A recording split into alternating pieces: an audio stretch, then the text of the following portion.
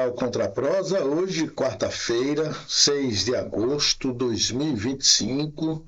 Estamos de volta aqui ao vídeo com a análise de alguns fatos, algumas informações para os seguidores do Contraprosa.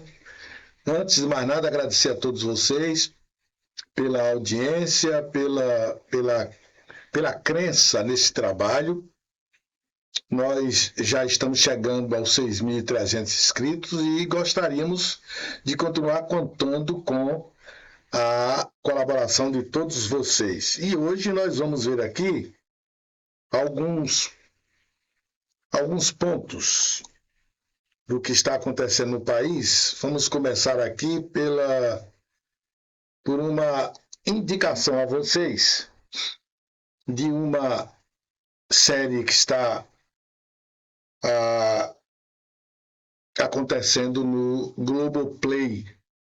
Não estou recebendo nada da Rede Globo para falar isso para vocês. É que essa novela ela foi gravada aqui na nossa região, em Canudos, Paulo Afonso, ali no Raso da Catarina, uma parte também em Piranhas, em Alagoas, naquela região ali de São Francisco, embora o foco não seja o São Francisco, o foco seja a vida dos cangaceiros naquela região, inspirada a novela na vida, inspirada livremente, não vai contar história. Muita gente vai assistir a novela pensando que vai ver uma rehistória de Lampião, não é. Mas tem muita coisa que é baseado em fatos que aconteceram na época de Lampião. E o bom da novela, ela tem 45 capítulos, portanto é uma novela rápida, né? Para você assistir. Quem é assinante do Globoplay, claro, vai ter o privilégio, e quem não for assinante vai ter que esperar sair na rede TV aberta. Mas eu sou uma espécie de crítico de filmes. Eu assisto somente aquilo que eu vejo que é bem feito. E eu assisti logo os 2 primeiros capítulos, e logo no segundo capítulo eu percebi que se tratava de uma grande produção. E uma grande produção mesmo. Uma produção de peso. E a Rede Globo está de parabéns, porque foi uma novela bem nossa, bem da realidade nossa, do sertão. Detalhe, viu? Não existe na novela essa visão de que daqueles que são simpáticos aos cangaceiros e daqueles que são simpáticos às autoridades. A novela vai mostrar o lado bom e o lado ruim dos dois lados. Os lados bons e os ruins dos dois lados. Então é uma certa isenção de quem escreveu a novela para evitar, inclusive, que a gente fique achando que foi um endeusamento de A, um endeusamento de B. Não. A novela é crua, mostra uma realidade cruel. Embora tenha algumas coisas que a gente pode questionar, né? Mas, como eu ainda estou assistindo, e já estou passando aqui para vocês, que é muito boa, recomendo essa novela Guerreiros do Sol, filmado principalmente em Canudos, numa região ali que fica entre Canudos e Jeremoabo. Você entra ali numa estrada e vai dar numa região extremamente bela, encantadora, que foi descoberta agora pela Rede Globo, e que tem cenas assim, só as cenas do local onde foi filmado já valem a pena assistir Guerreiros do Sol.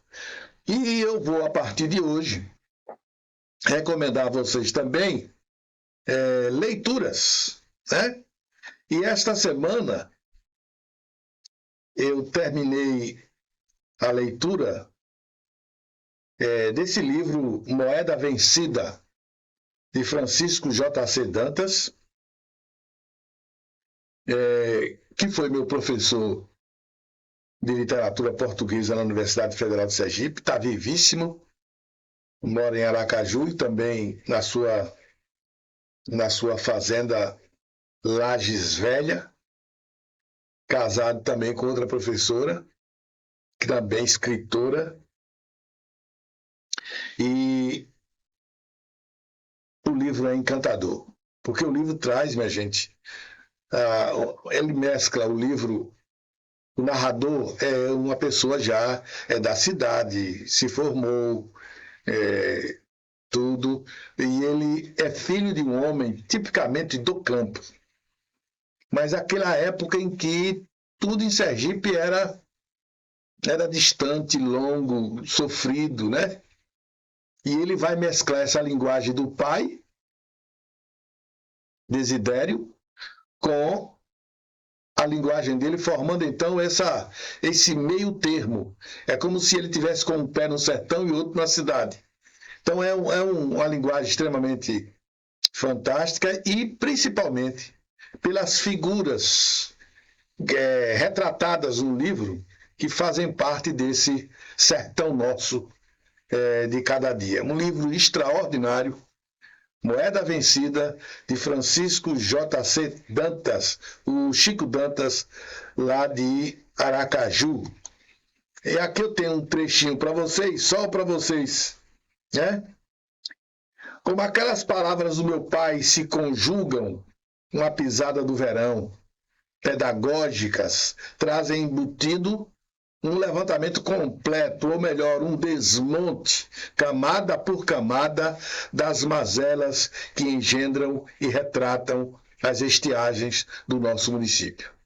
É uma linguagem assim fantástica, portanto, Moeda Vencida de Chico Dantas. Eu agora queria passar para vocês um panorama rápido do que está acontecendo no país. Hoje, 6 de agosto, entram em vigor as tarifas de 50% de Donald Trump. O Brasil é hoje o país mais taxado do planeta pelos Estados Unidos.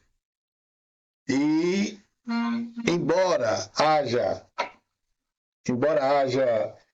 um cuidado, vamos dizer assim, pelo governo para não escalar, sinceramente, eu acho que nós vamos ter prejuízo de qualquer forma. Muitas empresas aí vão fechar as portas. Para vocês calcularem, tem empresas no Brasil que só fabricam para os Estados Unidos. Portanto, há empresas aqui que só trabalham para os Estados Unidos. E vão fechar as portas. Vão ter que demitir. O governo está pensando aí em vários... Deve ser anunciado hoje medidas para amenizar a situação. Mas já que nós vamos sofrer, era hora também do Brasil estabelecer tarifas também contra os Estados Unidos, como a China fez. A China deixou bem claro, olha, se quiser negociar, estamos aqui. Mas enquanto você estiver botando tarifa lá, não vamos colocar de cá. Pronto. Mas parece que o Brasil está, sabe, essa coisa de tentar resolver no diálogo. Trump adora ser bajulado. Mas ele tem medo de quem fala grosso. Então é hora de mudar o rumo.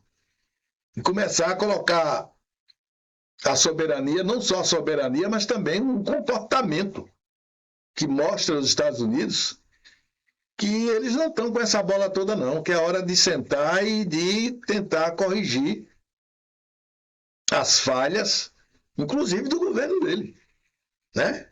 Mas vamos ver o que isso dá. E para vocês calcularem esse tipo de coisa, está sendo... está tendo uma briga incrível no Congresso Nacional, ainda por causa da prisão do Bolsonaro. E eu coloquei aqui um artigo no Contraprosa sobre a questão da atitude de Alexandre de Moraes. O que fica, minha gente, a percepção que a gente tem da coisa é o seguinte: será que Alexandre de Moraes não está exagerando? E eu digo para vocês o seguinte, olha, se fosse um cidadão qualquer, se fosse uma pessoa normal, Alexandre de Moraes estava até exagerando. Mas do outro lado está Jair Messias Bolsonaro. E eu falo aqui nesse artigo do histórico desse homem, do que ele fez a vida inteira. A vida inteira desse rapaz foi tentar dar golpes. Eu me lembro de uma entrevista uma vez que ele deu num canal dizendo assim que matar 30 mil era pouco. Então, é um cara que é do século XIX, com um pensamento extremamente vulgar, selvagem, não tem, sabe, não tem aquele, não foi civilizado para o século XXI, e acho que aquele Alexandre de Moraes não está exagerando coisíssima nenhuma, pelo contrário, a gente ainda vai agradecer muito ao ministro do STF por esse comportamento, essa atitude dele. Porque só Alexandre de Moraes teve aqui a coragem até agora de parar Bolsonaro. Tanto é que os bolsonaristas até pararam o Congresso ontem. Tomaram conta da mesa, né? Sentaram lá, não deixaram a sessão iniciar, fizeram uma bagunça danada e querem o impeachment de Alexandre de Moraes. Agora, baseado em quê? Porque o homem está cumprindo a lei. Com severidade ou não, ele está cumprindo a lei. É isso que está deixando todo mundo atônito, porque eles acham que pelo fato de Bolsonaro ter sido presidente da República, o tratamento deveria ser diferenciado. Exatamente indo de encontro ao primeiro artigo da nossa Constituição, todos são iguais perante a lei, né? Muito bem. E, além disso, temos também lá no Contraprosa os impactos dos artistas e dos influenciadores que vêm para o Brasil, adoecem, são tratados pelo SUS e aí voltam para os seus países e elogiam, né?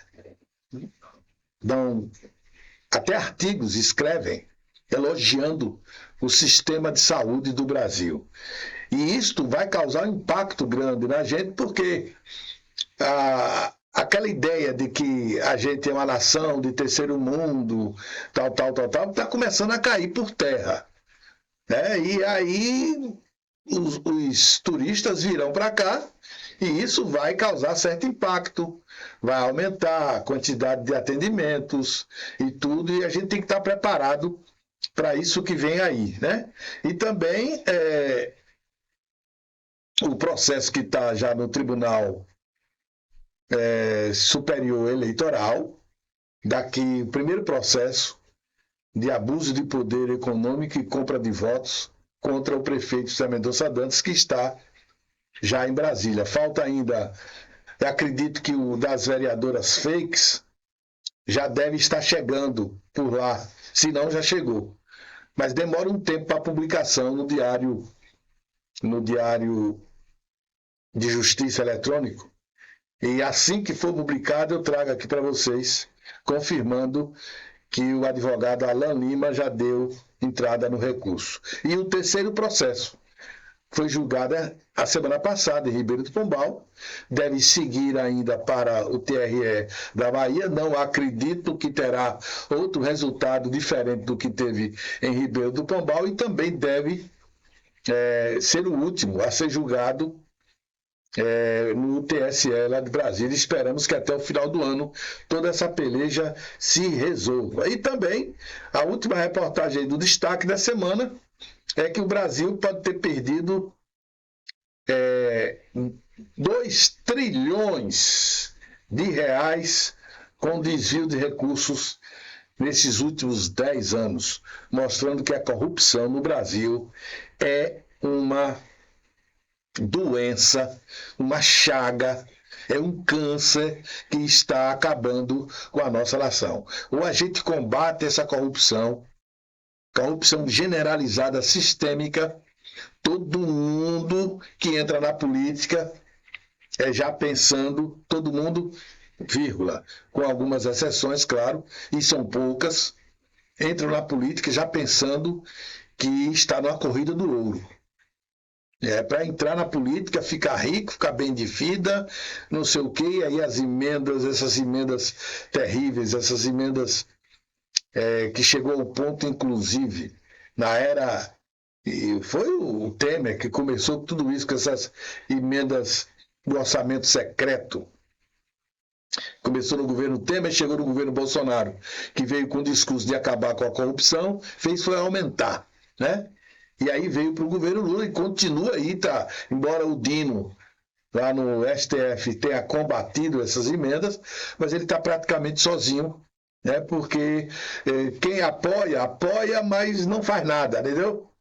E está praticamente o ministro sozinho. Alexandre de Moraes contra os excessos do bolsonarismo e o Dino contra as emendas do orçamento secreto. Essas emendas PIX que você não tem que prestar contas, dinheiro público que sai dos cofres públicos e ninguém presta conta. Quem foi que indicou, para onde vai. Então, inclusive deputados, por exemplo, de Roraima, indicando emendas para São Paulo, para Paraná, para Rio Grande do Sul e tal, né? Tudo no esquema de desvio de dinheiro público. Uma coisa assim escandalosa, né? Muito escandalosa, infelizmente. Ainda não combatida devidamente. Diminuiu esses dias um pouco, está havendo uma certa diminuição, por causa da ação exatamente do Flávio Dino, mas ainda é uma sangria que a gente tem que lutar contra.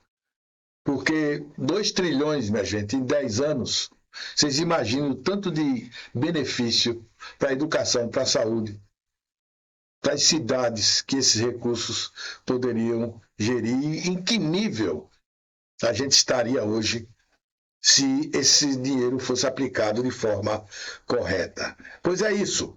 Agora, uma boa notícia para os professores da rede pública estadual, os precatórios do Fundef, como está dizendo aqui no Jornal à Tarde, a verba bilionária, aqui está dizendo que é 1,5 bilhão, não é. É 1,7 bilhão. É mais de 1,7 bilhão. Tem os juros, tem correção monetária que a tarde aqui não está colocando. Mas o total passa de 1,7 bilhão e 60% disso. Atenção, governador Jerônimo, 60% disso, com juros e correção monetária, é para o professor que trabalhou um determinado período, entre, se eu não me engano, 96 e 2005, por aí. Eu não tenho aqui os anos corretos, mas quem trabalhou nesse período, acredito que mais de 50 mil professores vão receber esses 40% desse acordo feito na Justiça do governo da Bahia com o governo federal. Essa é a primeira parcela de 40%, aí virão mais duas de 30% cada, para fechar, então, essa verba indenizatória. São 3 anos. Esse ano paga a primeira parcela e os anos seguintes pagam as 2 restantes. Os professores vão ter esse dinheiro a mais aí para pagar dívidas e, quem sabe, comprar alguma coisa, porque, afinal de contas, trabalharam e merecem isso aí. Foi um dinheiro tirado deles.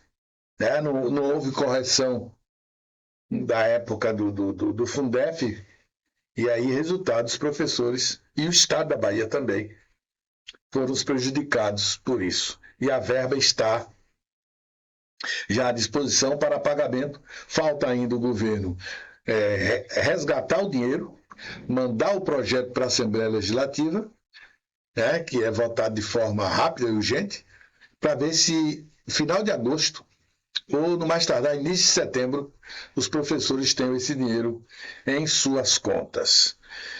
É isso, gente, por hoje. Vamos parar por aqui. Agradecer a você que assistiu a esse vídeo até aqui. Um abraço a todos. Esperamos que no mais tardar, na segunda-feira, a gente traga, sexta ou segunda, a gente traga para vocês informações sobre os outros processos aí de Heliópolis. Também um detalhe que eu queria, faltou aqui passar para vocês, com relação à BA-393. Aquele recapeamento, aquela camada de asfalto, a última camada que estava sendo colocada do Tijuco para cá, já chegou aqui em Heliópolis, viu? Eles agora vão começar a recapear a parte aqui da cidade e a parte que vai até Poço Verde. Tá lento, tá devagar, quase parando, mas está andando a obra, pelo menos isso. A obra está andando e a gente espera que daqui para o final do ano ela termine e o governador Jerônimo possa vir e finalmente inaugurar a BA-393 depois de seus 4 anos para fazer apenas 28 quilômetros de rodovia. Um recorde histórico. Mas é isso. Um abraço a todos vocês e até uma outra oportunidade.